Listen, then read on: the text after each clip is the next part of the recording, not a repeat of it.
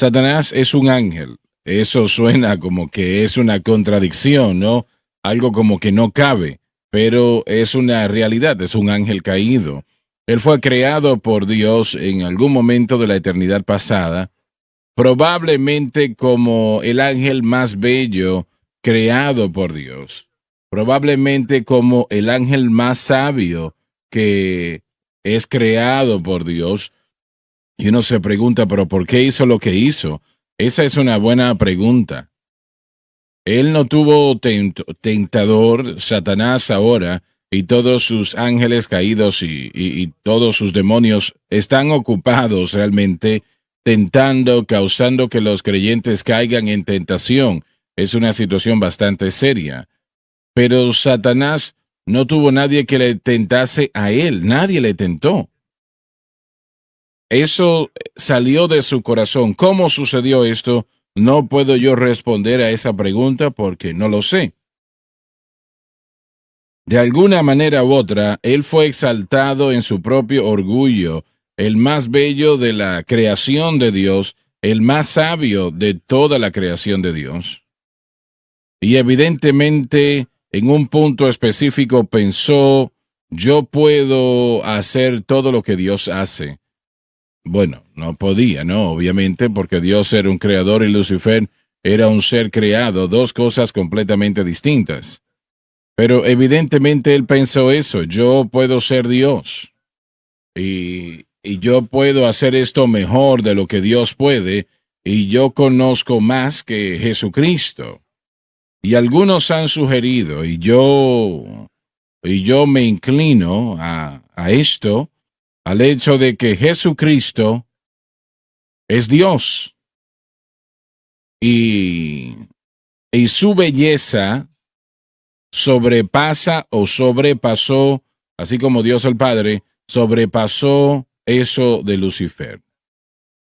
Y el hecho de que la belleza de Cristo, la sabiduría de Cristo, sobrepasó eso que es el enemigo, ¿no? Que no era el enemigo en aquel momento, pero causó que el orgullo se levantase en el corazón de Lucifer. Los ángeles, ellos tienen la habilidad, si podemos llamarle de esa manera, de rechazar o aceptar lo que Dios quiere. Y ellos tienen un libre albedrío. Es la razón por la cual una tercera parte se fueron con Satanás y eso muestra lo poderosa que fue esta revolución.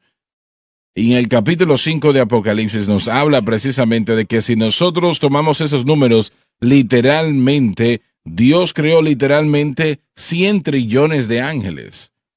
Eso está en el capítulo 5, si recuerdo correctamente, en el libro de Apocalipsis. Ahora bien, algunos dicen que no podemos tomar eso literalmente, tal vez sí. Yo escojo creer que sí. 10,000 veces 10,000 más 10,000 por 10,000, eso llega a ser 100 trillones. Es casi como la deuda de esta nación, que aumenta todos los días. Bueno, sucede que la revolución que él llevó a cabo en contra de Dios fue una revolución tan poderosa y usted se pregunta, pero Dios es todopoderoso, Dios puede hacer cualquier cosa, sí, eso es verdad, pero ¿por qué Dios no lo detuvo entonces? Esa es una buena pregunta. Pablo le llamó a eso un misterio. Él se preguntó lo mismo. ¿Y por qué? ¿Por qué Dios no entró a ver el infierno, los problemas, el dolor, el sufrimiento, la muerte que el pecado estaba haciendo? Porque esto era pecado, lo que Lucifer estaba haciendo. ¿Por qué Dios no entró y lo detuvo en ese momento para que no se propagara esta revolución? Él tenía el poder para hacerlo. La única respuesta que puedo dar es que lo hizo por sus propios propósitos y razones, y como Abraham lo hizo mucho tiempo atrás, el juez de la tierra lo hará todo correcto. Él no comete errores. él no dice, bueno, no debí de haber hecho eso. Dios nunca comete errores. Sus decisiones son perfectas. Y aquí está la razón por la cual hago esto, porque usted y yo solamente vemos lo presente y un poco del pasado.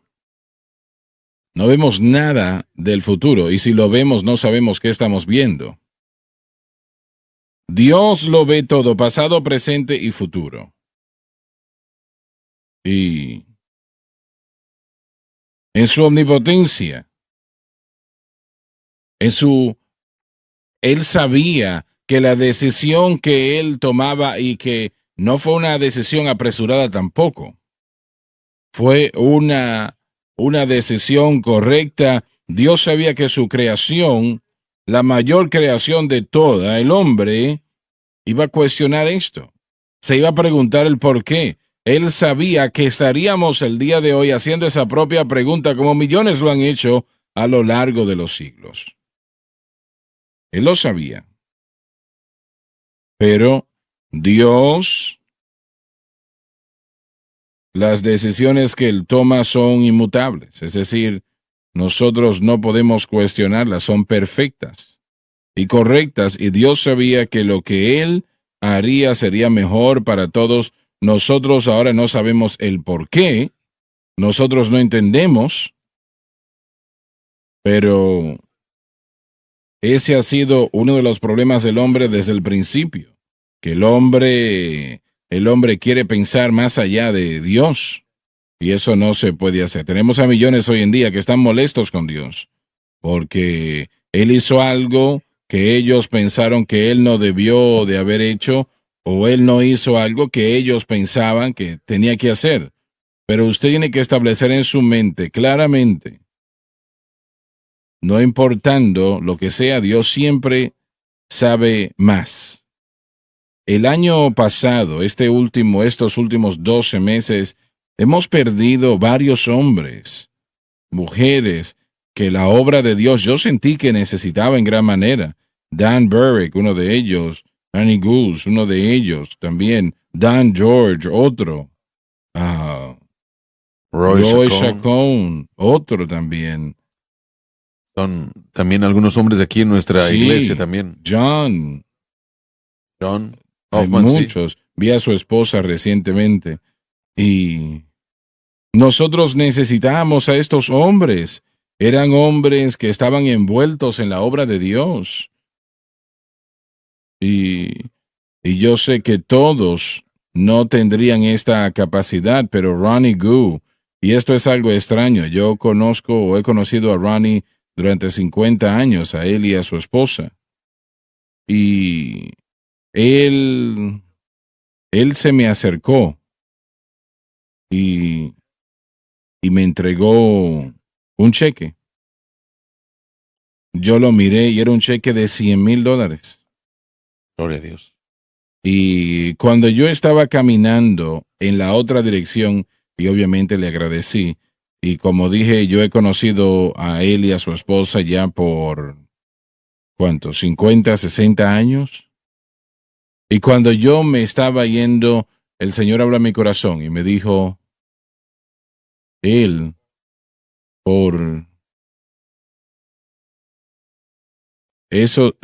me dijo, los $100,000 úselo para lo que lo necesite. Pero él dijo, yo trabajé para usted. Él es la persona que negoció esta propia propiedad aquí, donde estamos nosotros ahora, tantos años atrás.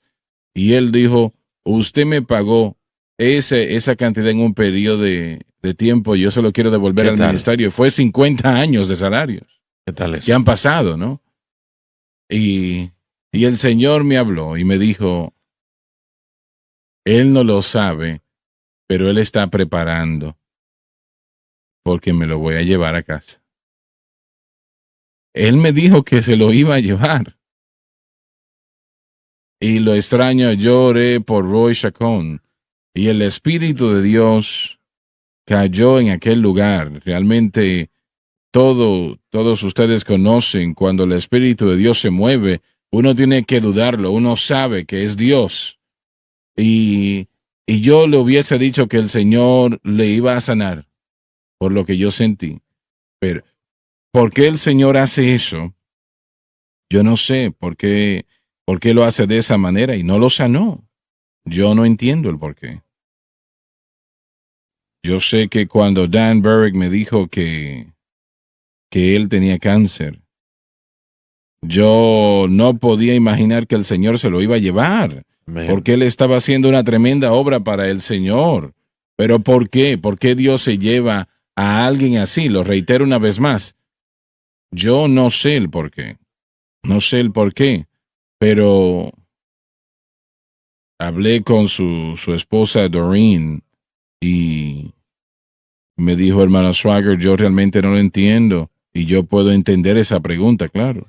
Sí, sí me gustaría decir una cosa. Cuando se trata de la muerte del santo, siempre es doloroso para la obra de Dios. Siempre lo es. Pero al mismo tiempo, del otro lado de este asunto, creo que tenemos que recordar que para cada hijo de Dios, la muerte que ellos experimentan no fue una pérdida. No fue algo que... fue una pérdida en cuanto a que Dios no hizo algo por ellos, porque lo que Dios hizo fue permanecer con ellos cada momento, cada día en su vida, y cuando esa vida terminó, Él hizo exactamente lo que Él les había prometido. Él se los llevó a su presencia para estar ahí para siempre. Y no hay un sentido de pérdida en sus corazones el día de hoy. Estos hombres que usted ha mencionado están vivos y están con Dios. Y yo no creo que estén decepcionados. Nosotros sentimos el dolor, sentimos a las familias y los seres amados detrás, sentimos ese hoyo, ese vacío que queda. Pero es importante saber que Dios no le falló a estos hombres que partieron, hizo exactamente lo que Él dijo que iba a hacer. Se los llevó a casa desde el día en el que ellos fueron salvos. Y yo extraño a Dan Berwick, lo extraño, era un amigo personalmente, pero el día en el que el Señor se lo llevó, Él hizo exactamente para Dan lo que Él le prometió que iba a hacer. Eso es verdad, pero aquí hay otra cosa que en el libro de Apocalipsis que estamos estudiando actualmente, y ustedes estén con nosotros por la televisión, y cuando miraron a las almas que estaban bajo el altar, esas almas estaban diciendo, ¿cuánto tiempo antes de que nos vengues, cobres venganza? Y nosotros hacemos la pregunta, si el pueblo en el cielo, si ellos realmente saben lo que está sucediendo en la tierra, estos sí sabían, bajo el altar, ellos sabían que el Señor les había dicho, esperen un momento y yo los atenderé, y Él lo hizo, obviamente. No lo ha hecho todavía, pero lo hará. Entonces, hay tanto que nosotros no sabemos. Sí, amén, es cierto. En Isaías 64 hay un pasaje que trata con tal vez una respuesta al misterio que se ha presentado. Isaías 54, Dios está hablando a través de Isaías al pueblo judío acerca de el próximo reino milenial. Él dice, he creado en el 54:16, dice, he aquí yo hice al herrero que sopla las ascuas en el fuego y que saca la herramienta para su obra, y yo he creado al destruidor para destruir. Dios no destruye, Él no mata, Él no asesina.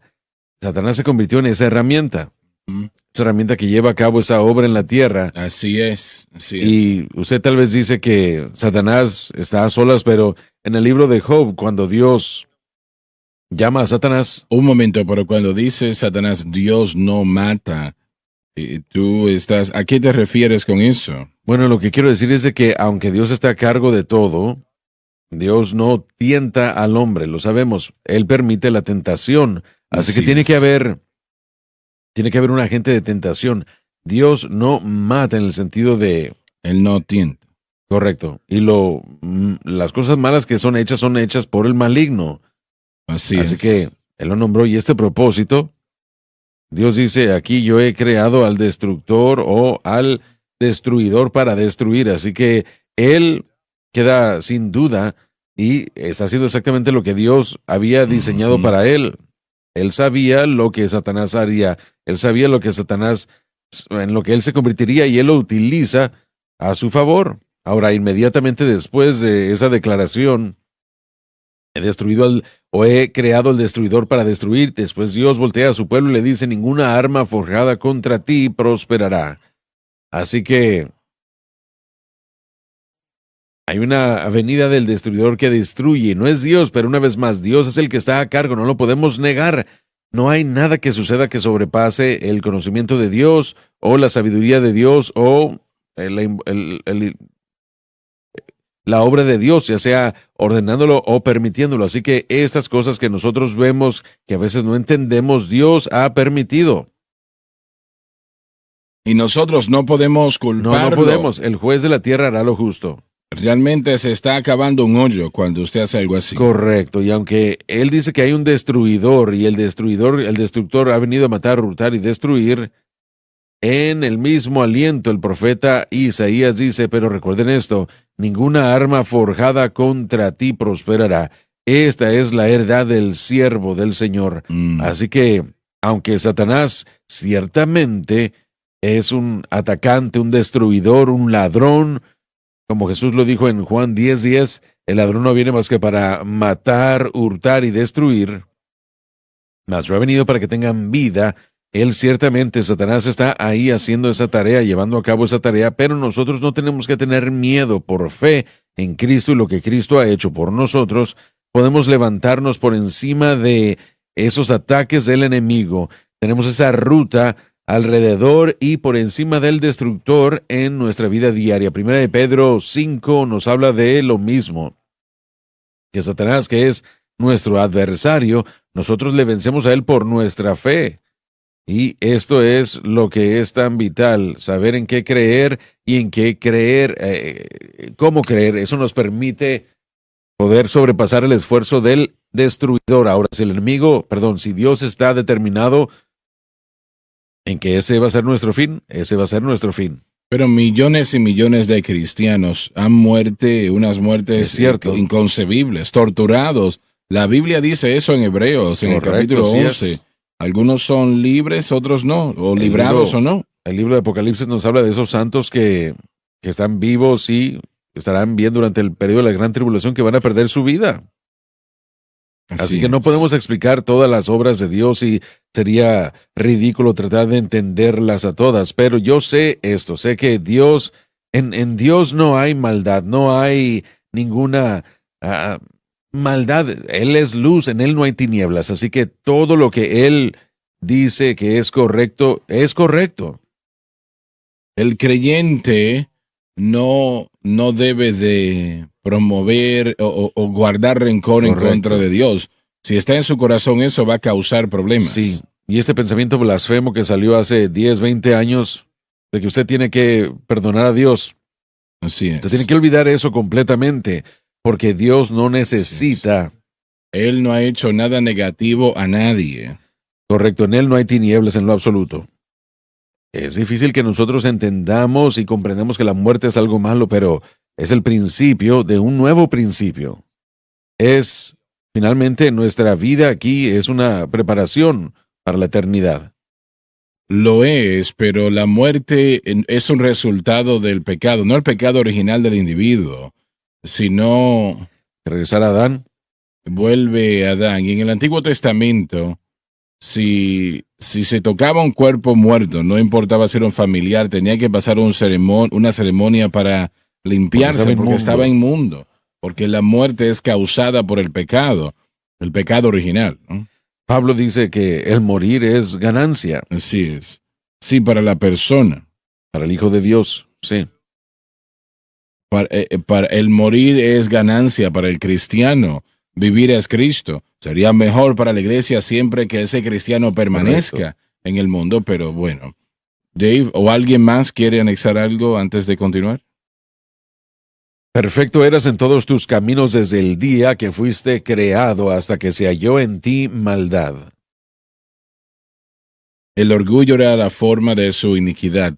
La rebelión de Lucifer contra Dios probablemente causó la catástrofe que aconteció entre el primer y segundo versículo de Génesis capítulo 1. Ahora, volvamos a eso. En Génesis capítulo 1, en el principio Dios creó los cielos y la tierra. Ese es el primer versículo. El segundo, y las tinieblas estaban sobre la faz de la tierra. Entonces no hay registro que yo sepa donde Dios creó tinieblas como estaban sobre la faz de la tierra en aquel momento. La evidencia es que la tierra era bella y había sido formada correctamente, y Lucifer la gobernó bajo Dios en justicia y santidad por un tiempo indeterminado de tiempo. Un periodo indeterminado. Entonces, él era justo, él era santo. Y eso es antes de Adán y Eva. Y la revolución que él llevó a cabo causó, bueno, lo voy a decir de esta otra manera. Personalmente yo creo que aquí es donde los dinosaurios existieron, entre este versículo 1 y 2, porque eso no lo leemos en el Antiguo Testamento, pero sí sabemos que existieron. En algún momento estuvieron en la tierra. Están los fósiles. Y yo creo que son un resultado de una creación preadámica y un resultado de la rebelión de Lucifer en contra de Dios. Nosotros encontramos en el libro de Apocalipsis criaturas muy inusuales, creo que es en el capítulo 9 de Apocalipsis, que son muy inusuales, que realmente no tienen sentido lo que son. Y yo creo que todo eso sucedió como resultado de la caída de Lucifer, y los animales en la tierra, estas cosas que vemos en Apocalipsis, fueron creadas originalmente para crear a Dios. Dios no las creó en esa capacidad. Vinieron a ser de esa manera, después de esa rebelión en contra de Dios. Algo tan, bueno, rostro de animales y cuerpos de hombres, cosas así, nos cita en ese capítulo. Así que personalmente creo que esos dinosaurios, grandes dinosaurios, vinieron a ser como un resultado, y todos esos animales como un resultado de la rebelión de Lucifer en contra de Dios, hasta que finalmente todo llegó a las tinieblas. Así es como lo veo, porque la gente pregunta de dónde vienen los dinosaurios, si existieron en algún momento en la Tierra. Eso tenemos que entenderlo. Pero volviendo atrás, dice que los caminos de Lucifer eran perfectos antes de que se encontró en él iniquidad. Perfecto. Es el Espíritu Santo que usó la palabra perfecta. Eras perfecto en tus caminos desde el día en que fuiste creado. Realmente es algo muy poderoso esto. Perfecto es una cosa cuando lo decimos nosotros, pero cuando Dios lo dice, estamos hablando de belleza, estamos hablando de algo más allá del entendimiento, de la comparación, hasta que se halló en ti iniquidad. O la maldad se encontró en Lucifer cuando él permitió que eso se produjese en su corazón y se rebeló en contra de Dios.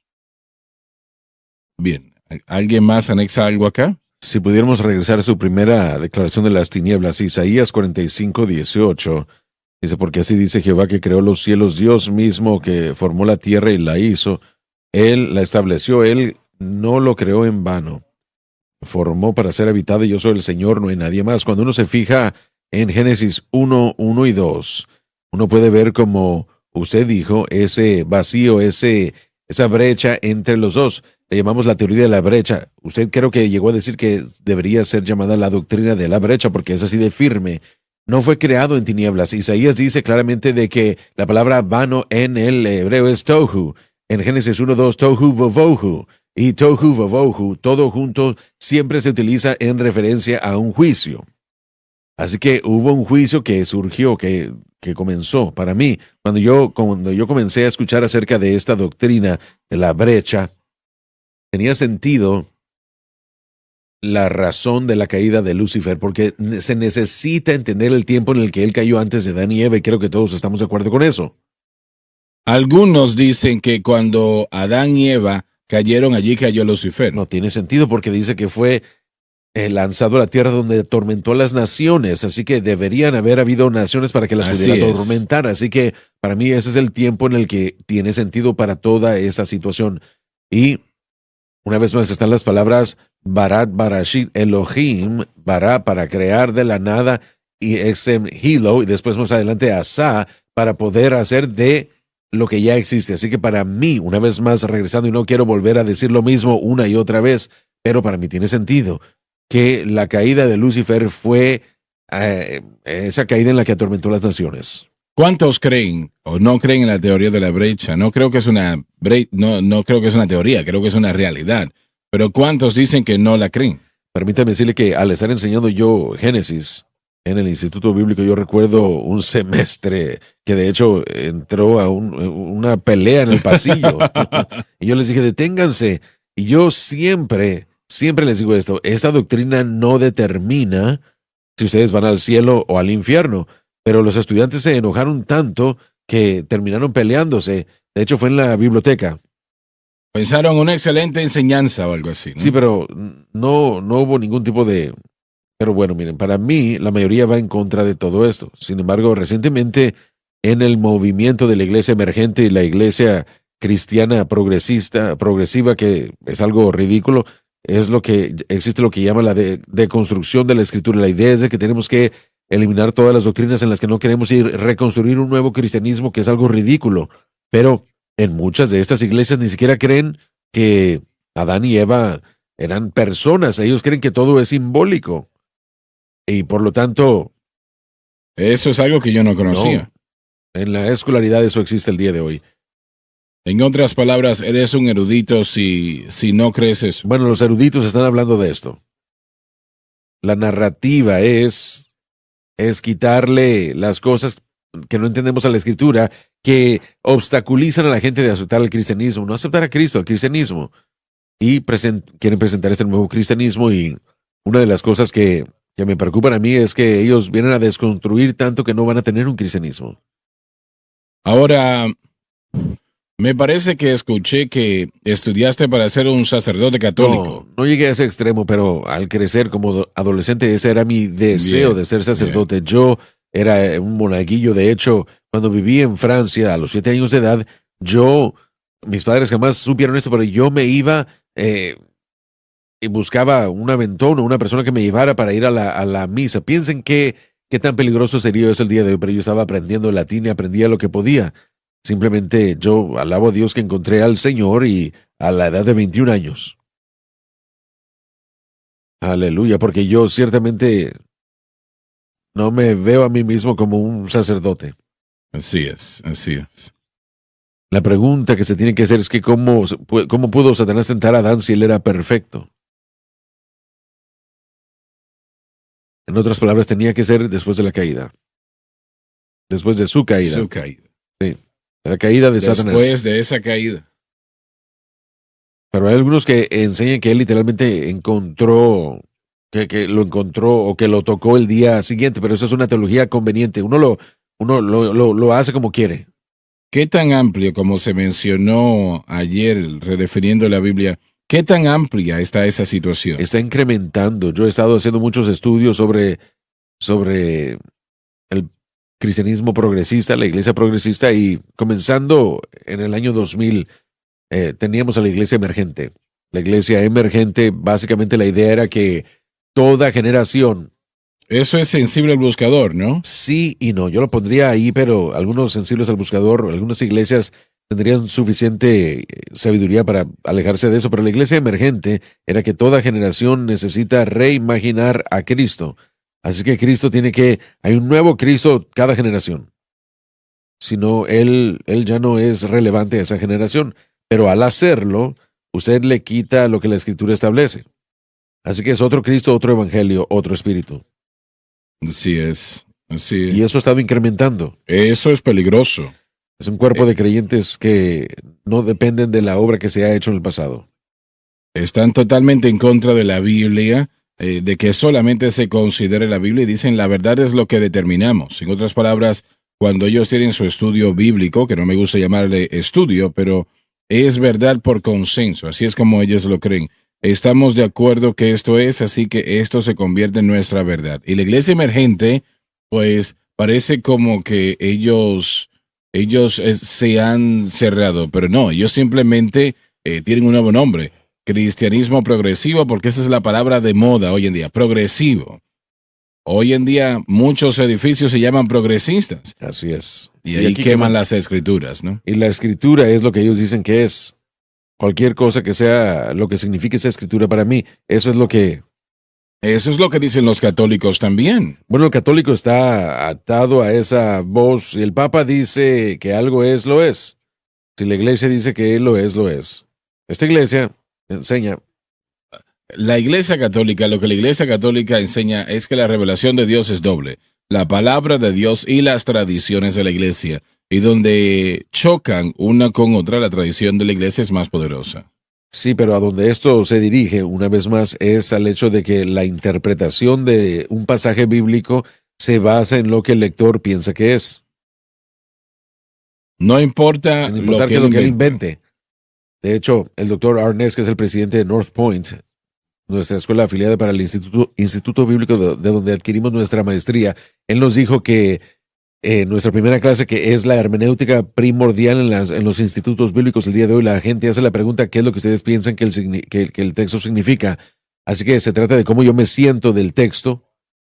Simplemente yo me encuentro en las redes sociales también, a veces que es bueno, a veces es malo, pero recientemente un amigo en la iglesia estaba sorprendido en ver que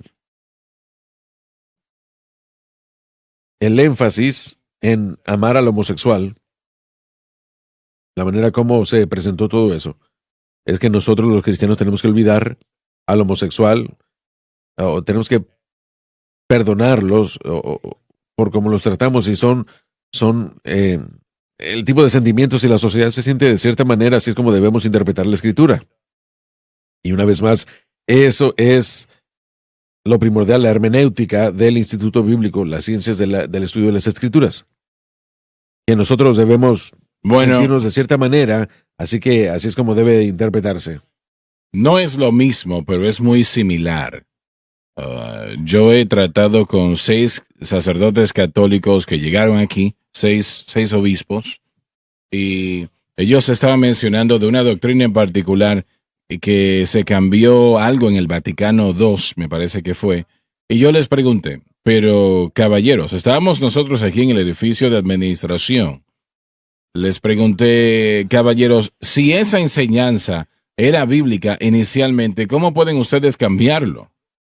Y se quedaron mirándose y finalmente uno de ellos dijo, bueno, lo que diga la iglesia que es, eso es lo que es. No importa si dice la Biblia otra cosa, es lo que diga la iglesia. Entonces no hay absolutos. No hay absolutos. Y aquí dijo que las iglesias, y definitivamente esto no incluye a todas, pero una es demasiado, ¿no? Pero son muchas más que una, lamentablemente. Que si lo que nosotros pensemos que sea lo que es la Biblia, eso es lo que es. Y eso, aunque esté fuera de lugar. Y no es una voz común ni siquiera entre la iglesia que están permitiendo a cada individuo que invente su significado, y no le permiten ningún argumento ni discusión en cuanto a lo que eso verdaderamente significa. No se necesita ninguna evidencia. Exacto. Simplemente se necesita Disculpen, pero ¿qué hacen cuando se están contradiciendo una cosa y la otra? Dicen que esa es su verdad. Dios. Y eso es humanismo. Yo puedo tener mi propia... Pero están haciendo lo mismo que las escuelas, ¿no? Nadie saca una mala calificación, todo el mundo está bien. Exacto, y esa es la idea. Que especialmente después de la reforma, gradualmente la escolaridad justa bueno, se ha cambiado a un estudio literal e histórico del texto, de la Biblia. Nos fijamos en el autor, el contexto, la historia, el lenguaje en el que se escribió el texto. Y cómo se compara a otros versículos. Exacto, así que existe esa relación teológica y todas estas cosas que tenemos que cimentan un buen exégesis del pasaje. Y cómo es que dijo el autor y qué fue lo que dijo, y básicamente todo esto se está descartando. El desglosar un pasaje no es una tarea pequeña, no es algo fácil, y tenemos que tener esas guías por las que nosotros lo hacemos. Pero si podemos espiritualizar un texto en que signifique cualquier cosa que nosotros querramos, no hay ningún tipo de certeza ni de voces en común, y también lo que pasa es que esto saca el valor del apóstol, profeta, evangelista, pastor y maestro, porque estos deben ser las guías de la iglesia. Ellos son las voces de Cristo extendido a la iglesia. Así que, bueno, esta obra ahora permite que todas las voces sean del mismo impacto en una asamblea local. Pero no hay correcto o incorrecto, entonces. Correcto, no hay bien o mal, simplemente lo que yo creo que sea. Así que escuchamos. Eso es una catástrofe. Es una catástrofe, sí, al mismo tiempo. Yo no sé si esto es la raíz y la causa, pero no estamos diciéndole al Espíritu Santo, no necesito tu ayuda ya en desglosar la palabra de Dios, no necesito tu interpretación, yo me voy a enterar por mí mismo. Bueno, yo creo que el Espíritu Santo está... Sí, bueno, miren, yo creo... Estoy un poco en desacuerdo con esa declaración. Yo creo que ellos creen que el Espíritu Santo los está guiando a la interpretación, aunque ellos dicen que, bueno, eso es lo que el Espíritu está diciendo. Es otro espíritu. Otra cosa, papá, y lo mencionamos en la pausa, el significado histórico del texto, y no estamos tratando con ello, pero es importante, pero podemos aprender de lo que Pablo dijo a Timoteo, que busque en las Escrituras porque les pueden ayudar a ser sabios hasta salvación. Y en ese contexto está hablando del Antiguo Testamento. Obviamente habían cartas que circulaban en la iglesia de aquel tiempo, pero primordialmente Pablo está hablando con Timoteo del Antiguo Testamento. ¿Y cuál era su meta? Su meta era interpretar que esa era la iglesia del Nuevo Testamento y las iglesias así. ¿Cuál era el significado original a la audiencia original? Y de allí basamos la aplicación. La interpretación era cuál era el significado a la audiencia original, pero la interpretación bíblica siempre ha fallado, digamos así, por lo que el hombre quiere saber o lo que quiere escuchar.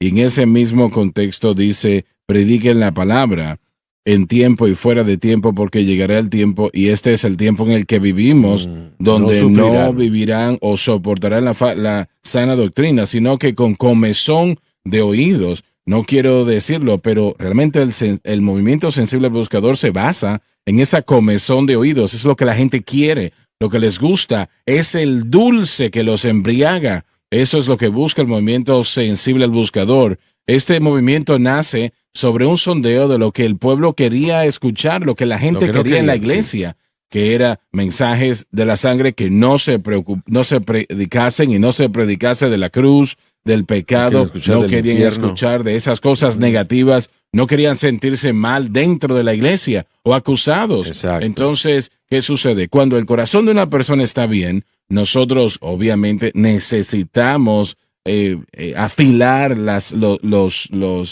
destrezas de interpretación de la Biblia, por eso estudiamos. Pero al final del día, creo que el mayor problema con la interpretación de la Biblia es el corazón del hombre.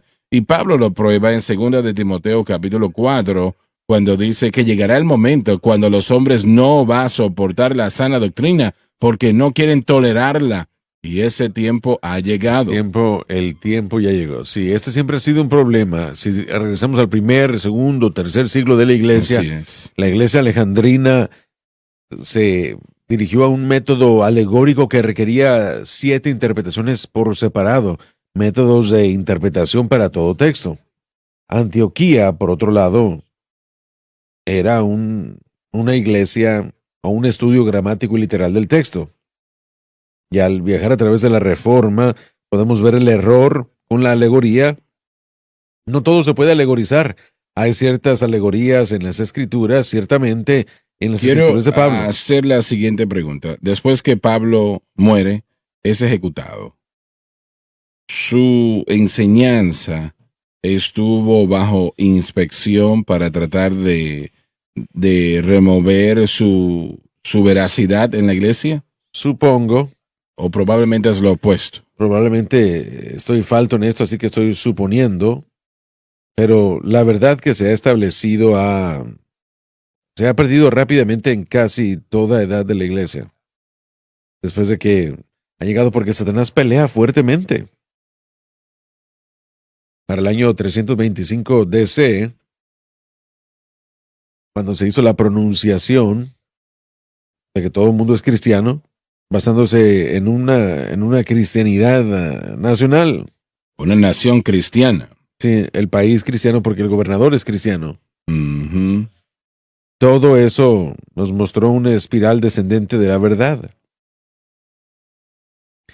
Hemos luchado con eso porque nos introdujo a la edad medieval, la reforma, nos trajo de vuelta a la palabra de Dios, en un estudio gramático y literal de la palabra de Dios, y eso avanzó mucho más hasta que al llegar al 1850 y después la oposición llegó la escolaridad liberal, diferentes interpretaciones que atacaron el estudio literal de la palabra de Dios. Así que yo creo que la verdad, para responder a su pregunta, creo que la verdad siempre ha sido algo en lo que la gente la contradice, y encontramos que si la verdad no se predica constantemente de parte de esos predicadores, esa verdad se pierde. Tal vez no totalmente, completamente, tal vez no, pero parece como que ha habido una poca verdad que se ha mantenido a través de la historia. Bueno, tomemos el mensaje de la cruz y creciendo, por ejemplo, en una pequeña iglesia de las Asambleas de Dios. La única cosa que yo escuché de la cruz era Jesús murió por mí. Eso era para mí algo fenomenal, claro. Pero lo que hemos estado enseñando en los últimos años, eso no se escuchaba en mi tiempo. Correcto. Yo no sabía, ni se sabía de lo que se estaba hablando. En la historia, y hemos hablado de esto anteriormente, podemos regresar a la calle Azusa. Un hombre llamado William Durham del norte había sido bautizado con el Espíritu Santo y él introdujo el mensaje de la cruz. Se lo presentó a esa asamblea como, creo que en 1909, me parece, tal vez 1910. Él presentó la idea de que la salvación y la santificación, todo fue resultado de fe en la obra consumada de Cristo. Y esta controversia, basándonos en su enseñanza en la calle Azusa, era llamada la controversia de la obra consumada. Literalmente causó que los pentecostales de ese entonces se separaran. Los movimientos de santidad que estaban dependiendo de ese evento de la salvación, o santificación después de la salvación, se dividieron, y de ahí surgieron las Asambleas de Dios. Ellos fundaron su denominación sobre las enseñanzas de la obra consumada de Cristo. Ahora, eso habría sido establecido para 1914, 1918. Y escuchándolo a usted, cuando usted llegó, salvo niño desde 8 años de edad, 1943, en ese margen de tiempo, desde 1920 hasta 1945, esa doctrina desapareció. Esa verdad se perdió en el sentido de entendimiento, tal vez no para todos. Parece como que se mantuvo más en el norte, que tiene sentido porque ahí es donde Durham, de ahí es de donde él era. Había más, bueno, de cualquier manera, pero la verdad, como ya en general, no se había explorado, no se había desarrollado, no se había presentado ante el público. Así que para cuando usted llegó, siendo un hombre joven, siendo un adolescente, usted no habría escuchado de ella. Sin embargo, las Asambleas de Dios fueron fundadas sobre la obra consumada y la controversia de la obra consumada. Fue una división por causa de... Maravilloso. Eso yo no lo sabía. Así es, así que usted puede encontrar la historia de todo eso. Parham y Seymour, Kit Durham, lo sacaron de la calle Azusa, lo hicieron salir. Hay muchos opuestos a esa doctrina. Estaban en contra, sí. ¿Y cuál era la doctrina que ellos promovían entonces? Bueno, digo todos, pero es una alegoría en general. ¿La obra esencial? Miren, se nos están acabando los minutos, pero el Pentecostés sucedió en la calle Azusa y tienen que seguir el movimiento Wesley y de santidad, esos pensamientos combinados. Durante los primeros 10 años de el derramamiento del Espíritu Santo, la gente era salva por fe y después santificada como un evento por separado, de acuerdo a cómo lo enseñaba Wesley. Después, bautizados con fuego, eso es lo que ellos llamaban, lo que nosotros el día de hoy llamamos el bautismo con el Espíritu Santo. Wesley, de hecho, no Wesley mismo, pero movimientos de santidad habían llamado la segunda obra bautismo con el Espíritu Santo, así que aún la terminología era diferente. Así que los movimientos de santidad que terminaron con Asambleas de Dios, Cleveland, Tennessee, Pentecostal y santidad. Y la Pentecostal y santidad se separaron de las asambleas basándose en la controversia de la obra consumada, y aunque la verdad existía y una vez más fue fuertemente comenzada, podíamos ver un poco del conocimiento en ese entonces desde Marl Perman, que era probablemente el primer pentecostal erudito, pero él murió muy joven, así que su influencia, aunque aún existe en su doctrina de la Biblia el día de hoy, se ha perdido un poco en cuanto a lo de las asambleas. Así que de cualquier manera, la pregunta que usted hizo, si la doctrina permaneció, si la doctrina de Pablo declinó, los esfuerzos de Satanás es de robarle la verdad a la iglesia, porque es verdad que nosotros conocemos la que nos liberta. Así que en a este punto, yo creo que el mensaje de la cruz, de acuerdo a cómo lo estamos definiendo, que toma la justificación y la santificación y la lleva al punto en el que Dios la diseñó, al que Dios la diseñó para el nuevo pacto, jamás se ha enseñado plenamente de acuerdo a como yo lo puedo ver. Por lo menos no a los detalles que se les están presentando al cuerpo de Cristo. Y mientras más se enseña esto, más la influencia de esta doctrina existirá. Y estamos viendo a hombres y mujeres por causa de la cadena.